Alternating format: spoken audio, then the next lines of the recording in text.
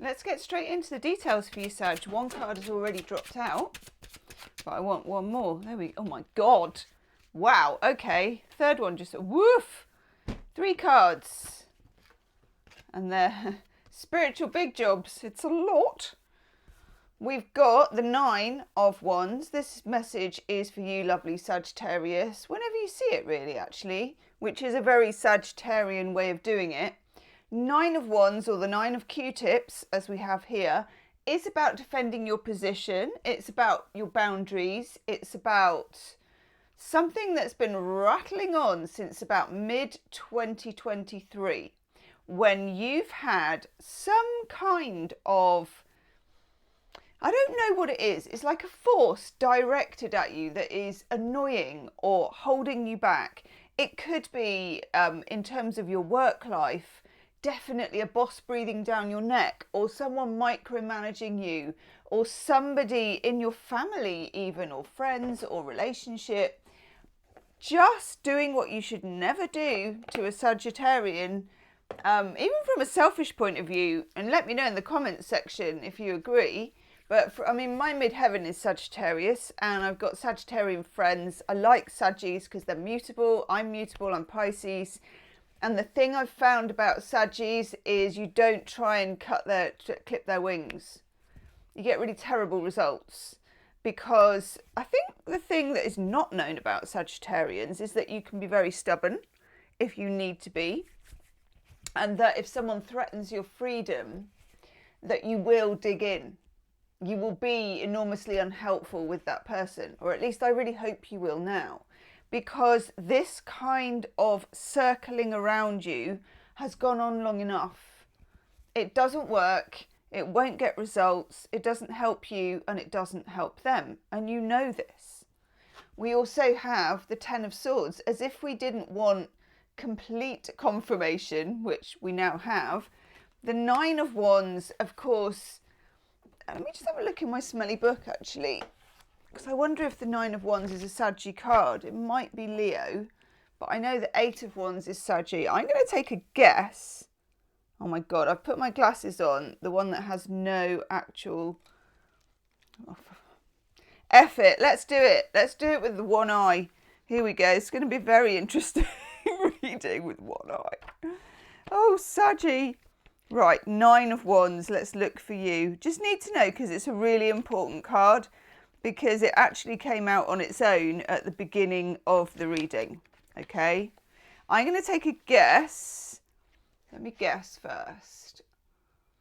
I think it is Mercury in Sagittarius. 9 of Wands. Ooh, no wonder I couldn't get it. It's both the Sun and the Moon in Sagittarius.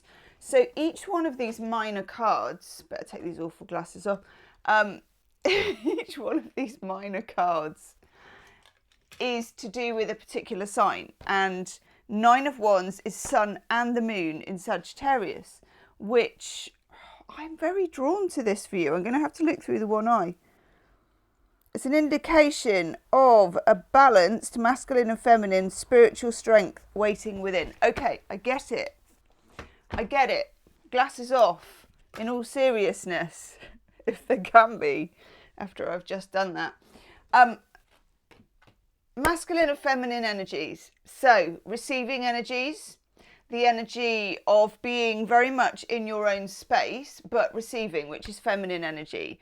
Also, the energy of you being like a true Sagittarius, where you definitely use luck, where you use intuition, where you feel your way around a situation. Saggies are a very feely sign, okay? Very dynamic in the way that you work things out. You can try, but I would say, and again, leave me a comment, I would say that a Saggy trying to do things in their head and then making a list or whatever of, well, this is the good bits and that's the bad bits, will intellectually sort you out, but emotionally move the needle not at all.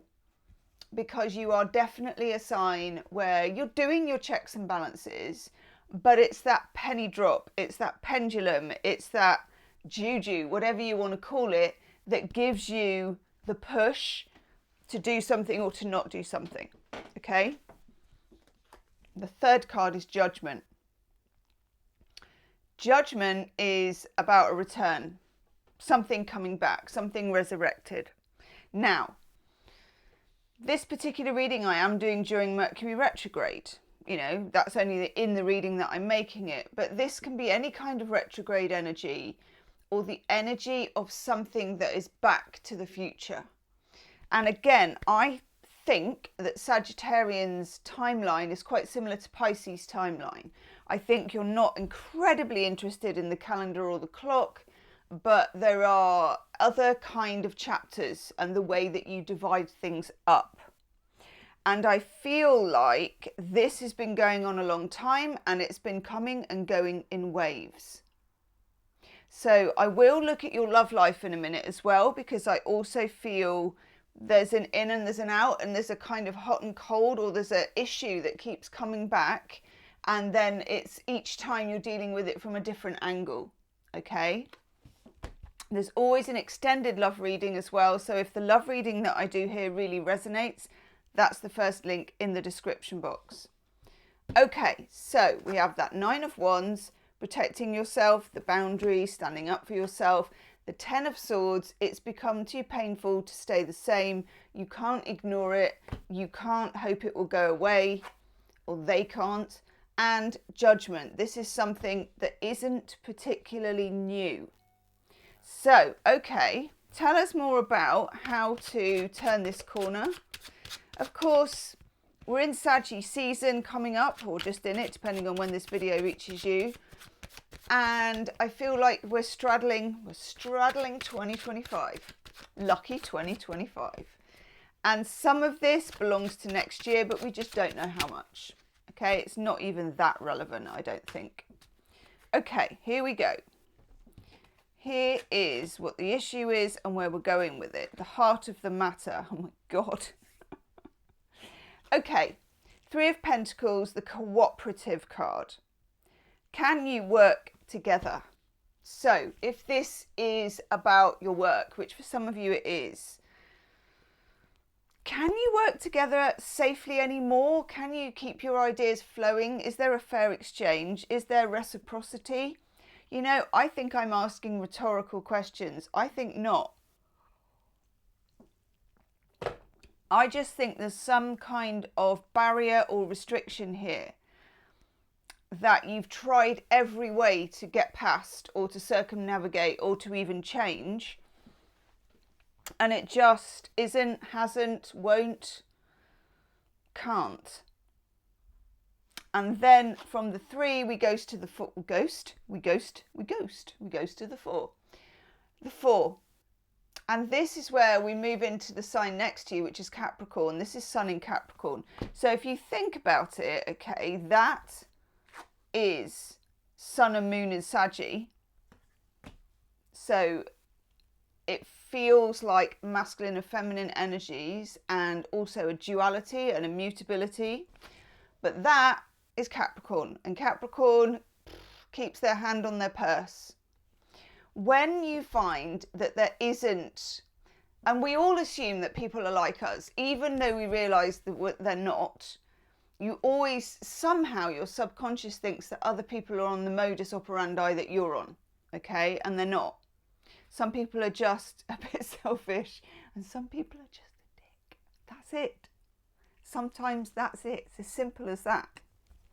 So when you realise you're not on the same page, which I think you will, then you close the borders here.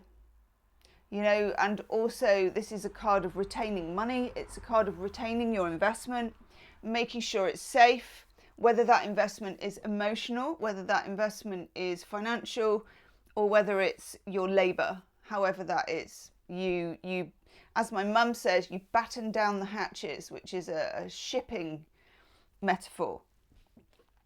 Okay, then we have the Five of Wands. Again, it's miscommunication.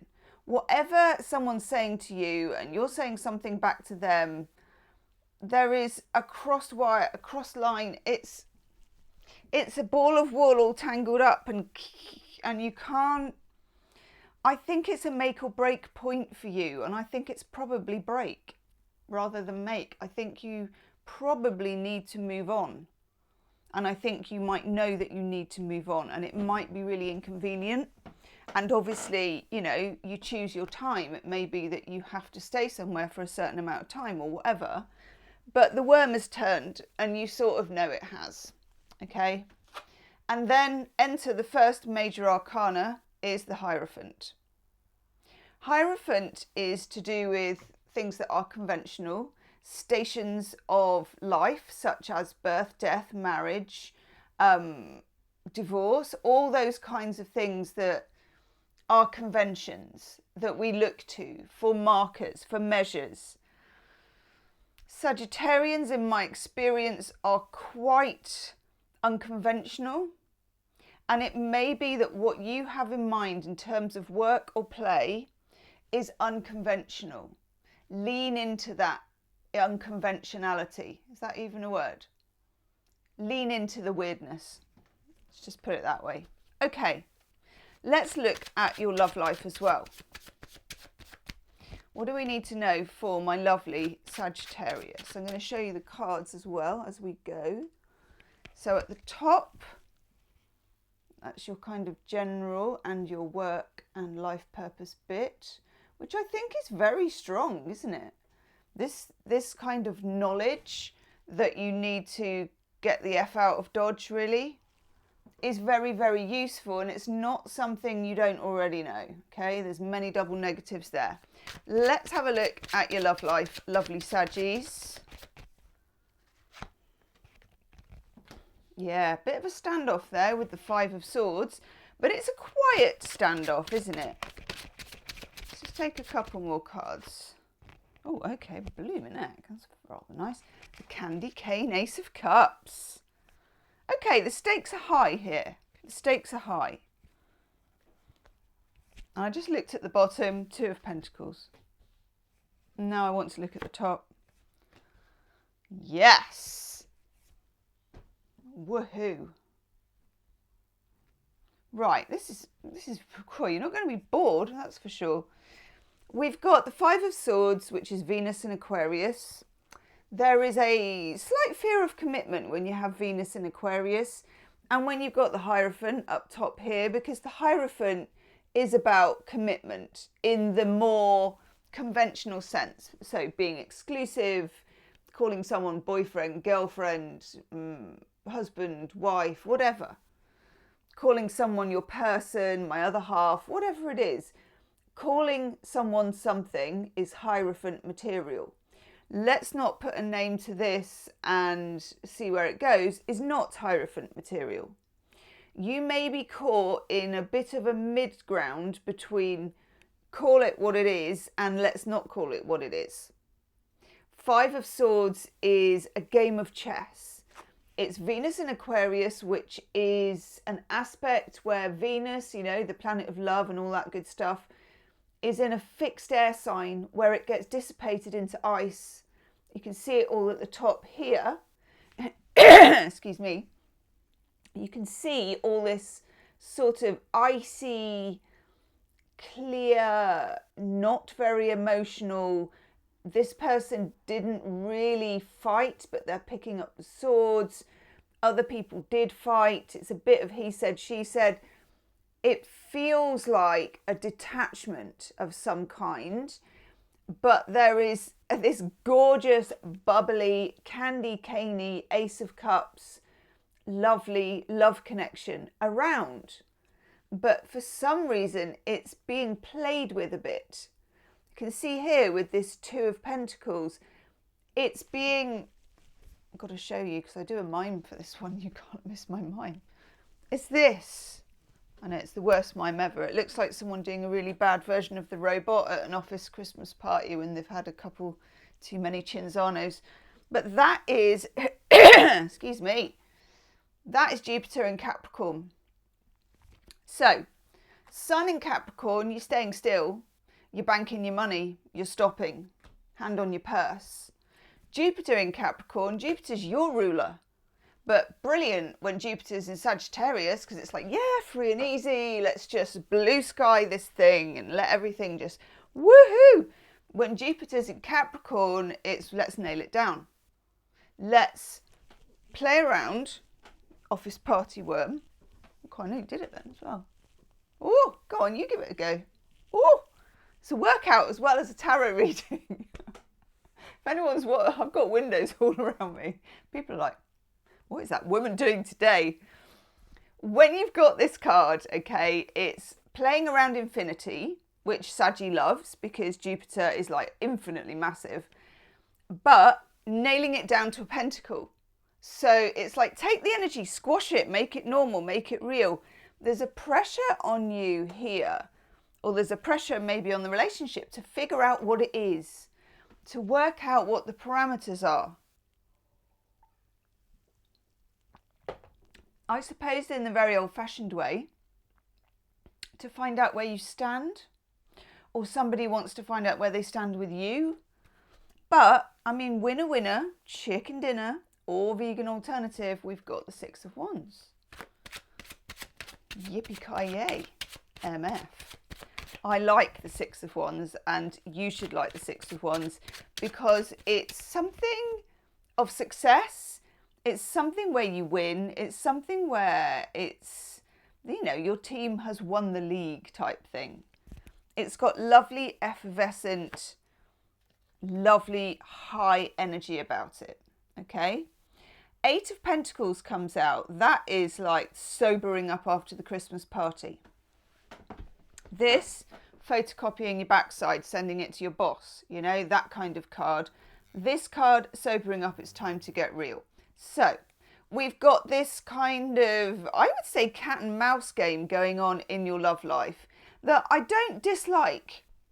You know, it's intriguing. Frankly, Saggy gets bored easily, so you do need something to get your teeth into. I love it because I love that there's this candy cane Ace of Cups here. So there's something to fight about. There's something to fight for. There's something going on. There's a love thing, okay? And I love the fact that you can win and that you can enjoy and that it's got that woohoo thing going on.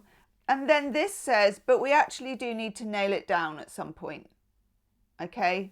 We can't really go on like that forever for both our sakes. And if we do nail it down, well, let's see. Nice. Then we get our Christmas Page of Cups. Love me a Christmas Page of Cups. So, Christmas Page of Cups, although that fish should be pretty frozen. But hey, it's a love offer, it's small and it's little increments. So this is about little conversations, a little bit of love, a little bit of an offer, someone saying, what about this? Or I'm apologising for that, or I wish it could be like this, or would you like to go out on a date, or can I see you tomorrow? Page of Cups is a nice kind of an opener. It's a lovely, sweet card. This card is just completely... Now, we're back to the office party here. And God only knows what's good. This is after, like, you know, let's just keep it a quiet one. I won't be long. I'm coming home by 10, you know, and then 3 o'clock in the morning. This is where you find yourself. Who are you? This is Brian from accounts and Janet and her boss, you know, and it's what happens in Vegas, isn't it? What happens on the photocopier stays on the photocopier. 3 of Pentacles. Actually, I like that for you. It's a very unremarkable card apart from this particular scenario. 3 of Pentacles is learning to work together in a really quite ordinary way, quite sort of sobering for a Saggy. It's like, okay, this is real. Let's get down to business. We're going to start to work together. We're going to start to play together, be together, call it what we are. And that's a very interesting chapter for 2025 in your love life. A lot of joy, some jiggery pokery, solving of mysteries, nailing it down, an opener, somebody breaks, somebody blinks, somebody offers, How do we do this together? Saggy, I like your reading, and in the extended reading, I'm going to choose a different deck. I'm going to look at this Ace of Cups. I'm going to look at what that Five of Swords may be. I'm going to look at the upsides, the difficulties, your person, how they feel about you, and the best way forward, and just any other juju that comes up, because I rather think it will. If this resonated and you want that, it's the first link in the description box of this video. Leave me a comment about being a Sagittarius as well. I read all my comments. I reply to as many as I can. And I will see you on the other side. Namaste.